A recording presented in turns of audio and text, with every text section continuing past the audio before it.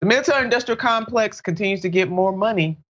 The military-industrial complex, it is thriving. Why? Because we got war hawks in the mix. And again, Congress answering to its owner donors. Check out this headline. The Pentagon fails another audit, yet Congress holds to approve. $847 billion budget. This isn't using our tax dollars wisely, said the National Priorities Project. It is robbing programs that we need, like the discontinued child tax credit that cuts child poverty in half. Francesca, sometimes I feel like we're in the Twilight Zone, but this is real. We can't even make this stuff up. Real. I mean, the United States is effectively the Twilight Zone at this point, right? Like, the famous quote, it'll be a great day when all schools, when education is funded and the Pentagon has to hold a bake sale to buy a bomber, right? Like that, we just want that day. And I messed that quote up, I'm sure. But look, fails an audit?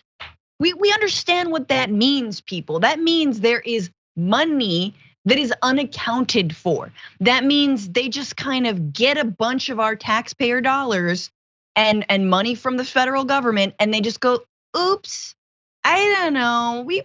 I'm sure we bought something important, right? Oh, no, where did it go? Your weapons contractors, your friends, an $11 bottle of water, as we know happened in Iraq and Afghanistan and all the stories that came out of that. Don't get me started on the amount of waste. But do they have to answer for it? No. Right now, Republicans are freaking out about the IRS getting more money to go after wealthy people, because we know what the IRS does. They go after middle income people, poor people for not paying their taxes, because we're the ones who don't have fancy accountants to fight them.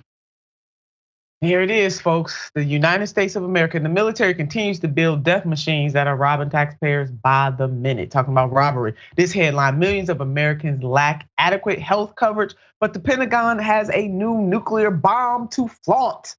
The ominous death machine, with its price tag of $750 million a pop, brings huge profits to Northrop Grumman, but takes our society one more step down the road of spiritual death.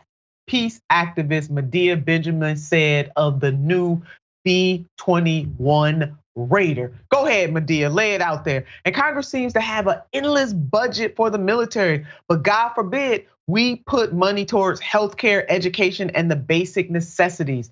This headline, the US spends far more on military than on education. Shame on us. These people can't be shamed. And according to Data Lab, USAspending.gov, the military budget is 11%. That's $755 billion, while spending on education is about 4%. That's $297 billion.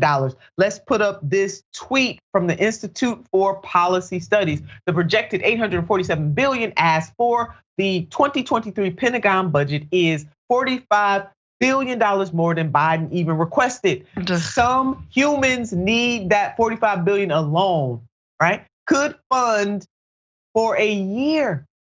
Registered nurses, public housing units, jobs at $15 an hour, solar energy for 128 million homes.